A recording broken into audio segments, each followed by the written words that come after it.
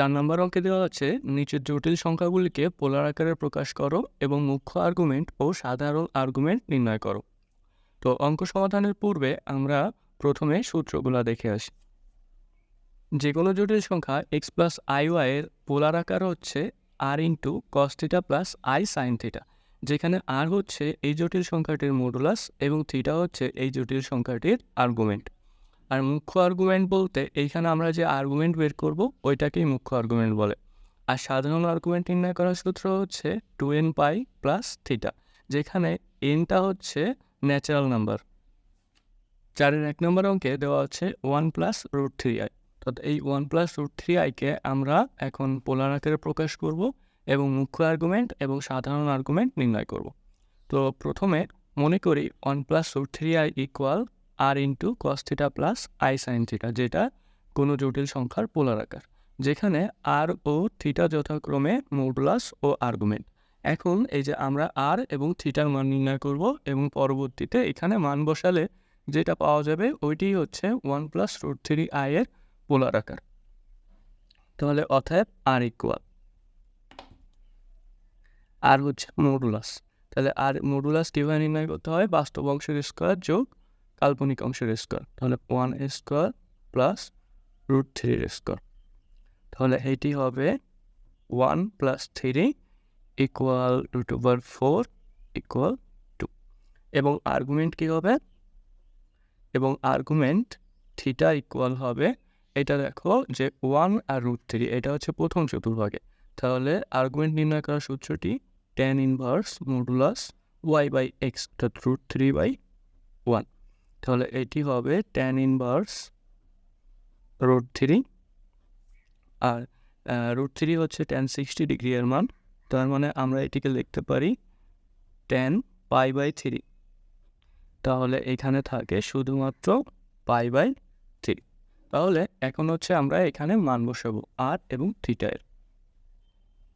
অতএব 1 plus root 3i, root 3i equal r into, তাহলে r এর মান কত? 2। তাহলে 2 ইন্টু কস থিটা অর্থাৎ কস π/3, কস π/3 প্লাস আই সাইন থিটা অর্থাৎ আই সাইন π/3। তাহলে এটি হচ্ছে জটিল সংখ্যা 1 প্লাস 3i এর পোলার আকার। এখন হচ্ছে আমরা মুখ্য আর্গুমেন্ট এবং সাধারণ আর্গুমেন্ট নির্ণয় করব। তাহলে মুখ্য আর্গুমেন্ট বলতে কিন্তু এই আর্গুমেন্টকেই বোঝায়। তাহলে অতএব মুখ্য আর্গুমেন্ট।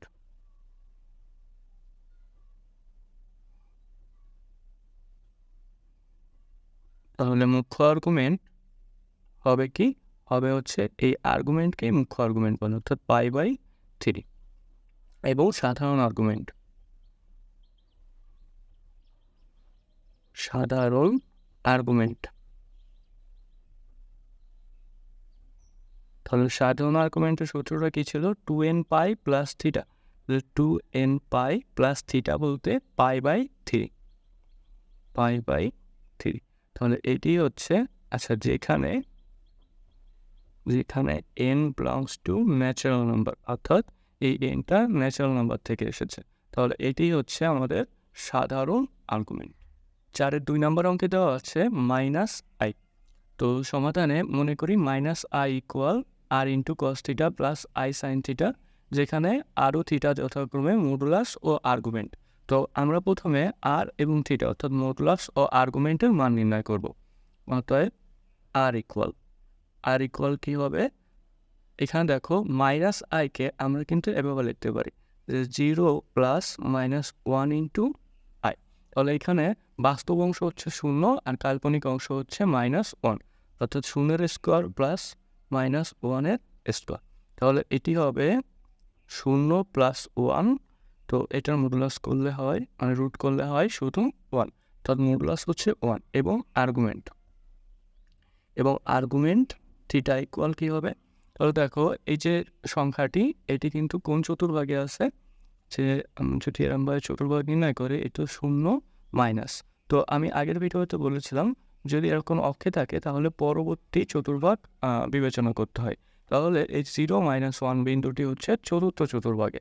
তো চতুর্থ চতুর্ভাগে যদি থাকে তাহলে আর্গুমেন্ট নির্ণয় করার সূত্র -tan ইনভার্স y/x। তাহলে হচ্ছে ওয়াই মান হচ্ছে -1, এক্সের মান হচ্ছে 0।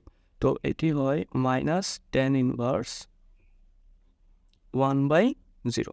তো দেখো 1/0 কিন্তু tan 90 ডিগ্রি এর মান, তাহলে এটিকে আমরা লিখতে পারি -tan ইনভার্স tan π/2। π/2 মানে 90 ডিগ্রি, তাহলে এটিকে লেখা যায়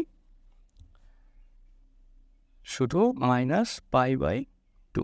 অতএব -i ইকুয়াল, এখানে আমরা হচ্ছে মান বসাবো আর এবং থিটা। অতএব -i ইকুয়াল আর এর মান কত 1, 1 ইন্টু cos থিটা অর্থাৎ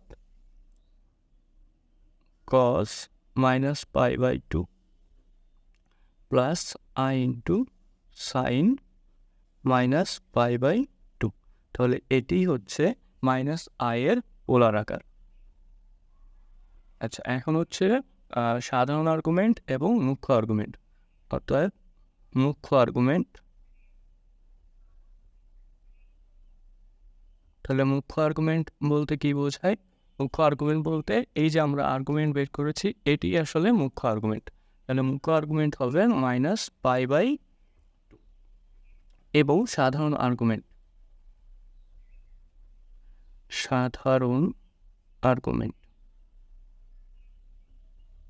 তাহলে সাধারণ আর্গুমেন্ট কি হবে? সূত্র ছিল 2nπ প্লাস থিটা, তাহলে হচ্ছে 2nπ প্লাস থিটা বলতে হচ্ছে -π/2।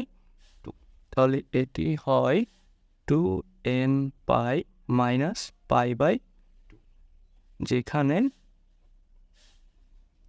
n এসেছে কোথা থেকে? n এসেছে ন্যাচারাল নাম্বার থেকে। এটি হচ্ছে আমাদের অ্যান্সার।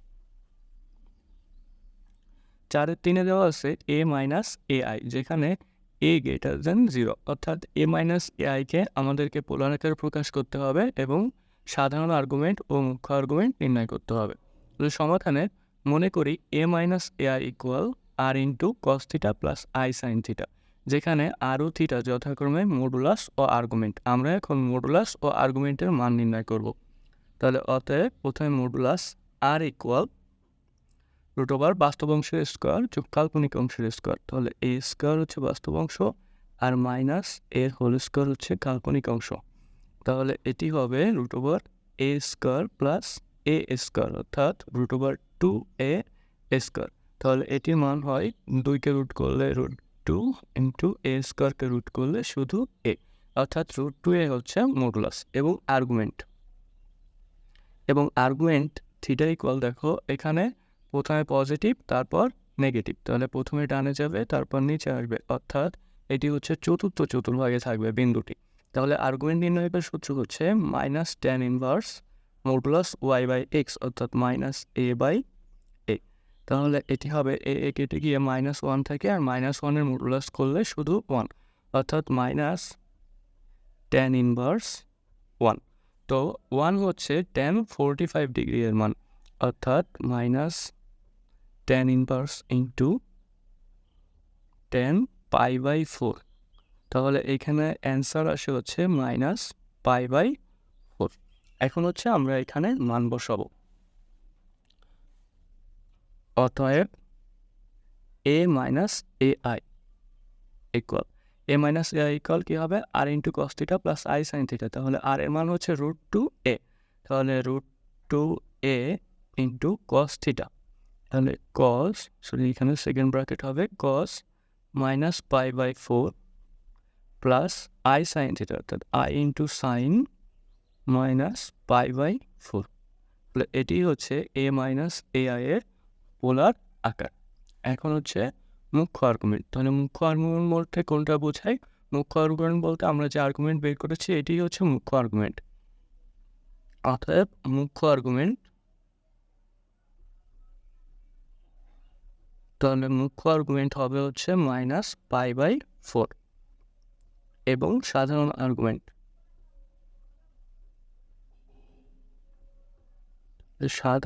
আর্গুমেন্ট আর্গুমেন্টের সূত্র কি? 2nπ প্লাস থিটা, তাহলে 2nπ প্লাস থিটা হচ্ছে -π/4।